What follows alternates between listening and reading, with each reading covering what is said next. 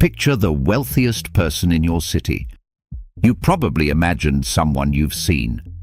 A tech founder, a real estate developer, maybe a celebrity. You are almost certainly wrong. The wealthiest person in your city probably owns a business you have never thought about once in your life. A beverage distribution company, a dental practice, an HVAC franchise, a commercial flooring operation, no Instagram presence, no Forbes profile, no TED Talk, just a business that solves a problem people have every single day and a bank account that reflects it. This is not a theory. It is documented by economists at Princeton University and confirmed by a decade of IRS tax data. And it reveals something about wealth that most people never figure out.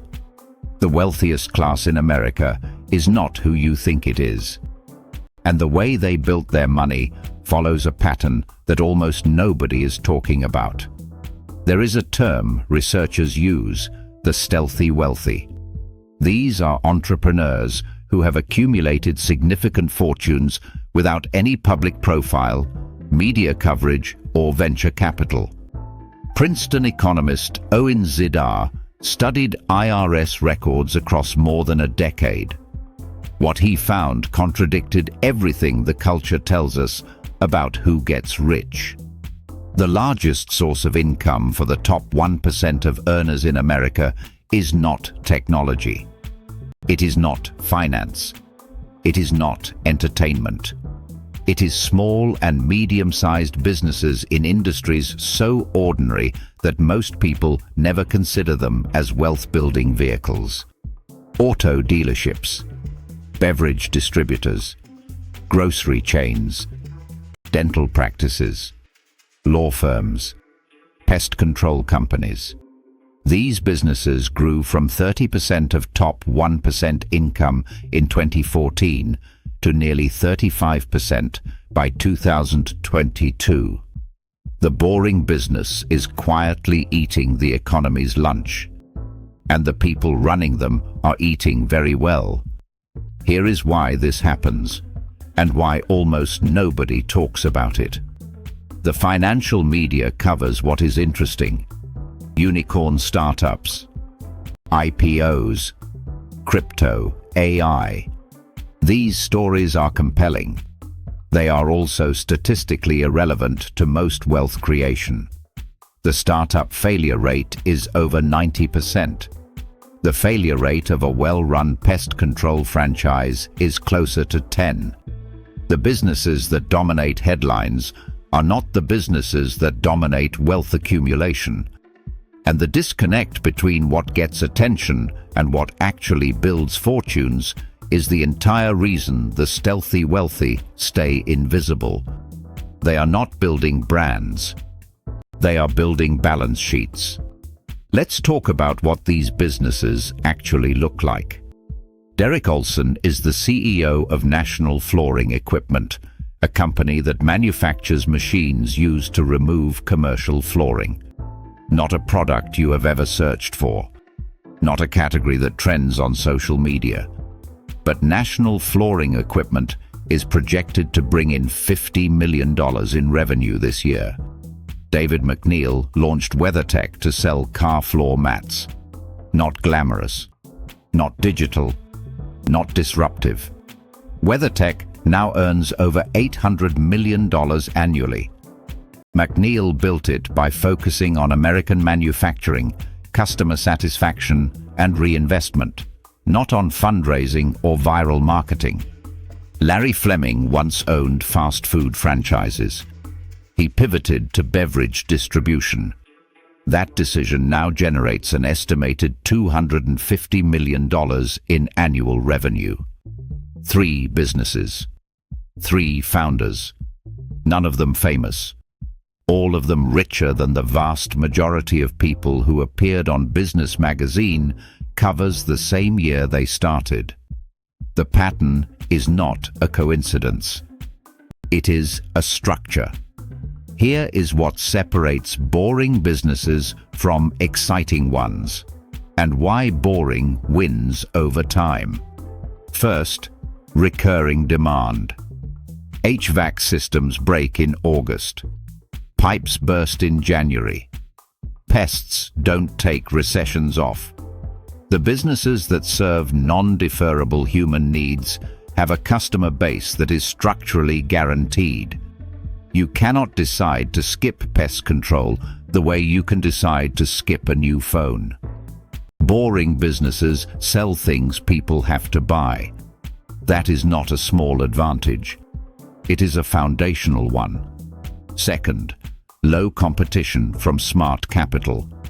Venture capital does not fund plumbing companies. Private equity ignores regional pest control operators. The talent that could organize and dominate these industries is chasing tech salaries and startup equity. This leaves an enormous competitive vacuum in markets that serve millions of people every day. The person who shows up reliably, communicates clearly, and delivers what they promise. In most service markets, that person is in the top 20% of their competition almost immediately. Third, the math of recurring revenue. A client paying $800 per month for bookkeeping is worth $48,000 over 5 years.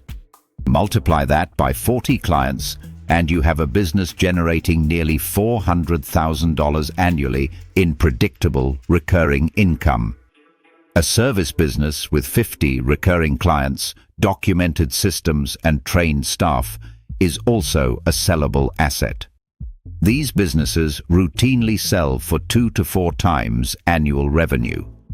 A cleaning company doing $600,000 per year can sell for between $1.2 and $2.4 million.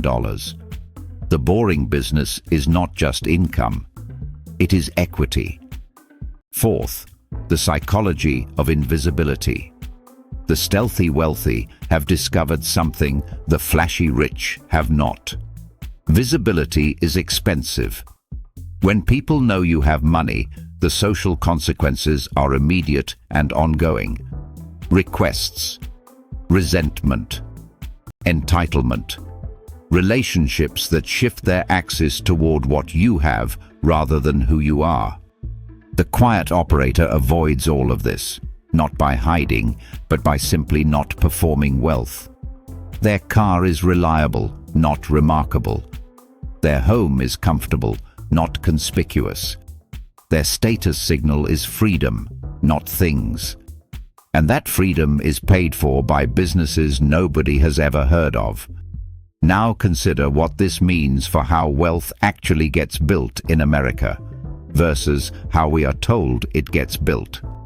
The dominant narrative says, have a brilliant idea, raise money, scale fast, exit. The data says, find a market that needs a boring thing done reliably. Own the business. Reinvest the cash flow. Buy more businesses. Compound. The narrative is exciting. The data is boring. And the boring data has been making people quietly wealthy for 100 years. The Millionaire Next Door, the landmark 1996 study of actual millionaire households, found that most millionaires do not live in luxury neighborhoods. They live in middle-class areas. They drive used cars. They own businesses their neighbors find unremarkable. 80% of millionaires in that study were entirely self-made, not because they had a brilliant idea, because they had a boring business and the discipline to keep it running. 30 years later, the pattern has not changed. Only the scale has grown. Here is the question the stealthy wealthy ask that most people never ask. Not, what business would I be proud to tell people I own? But, what problem do people have every single day? A problem so ordinary they barely notice it, that I could solve better than the person currently solving it. The answer to that question is not glamorous. It is a service that the market prices reliably, that customers return to automatically, and that compounds in value as the business builds systems and reputation over time.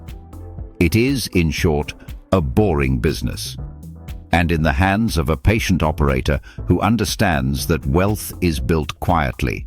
It is the closest thing to a guaranteed path to financial independence that the American economy actually offers. The person on Forbes got there by being exceptional. The person who owns 3 pest control routes in suburban Ohio got there by being consistent. Only one of those paths is available to most people. This is potentia, where power needs no introduction.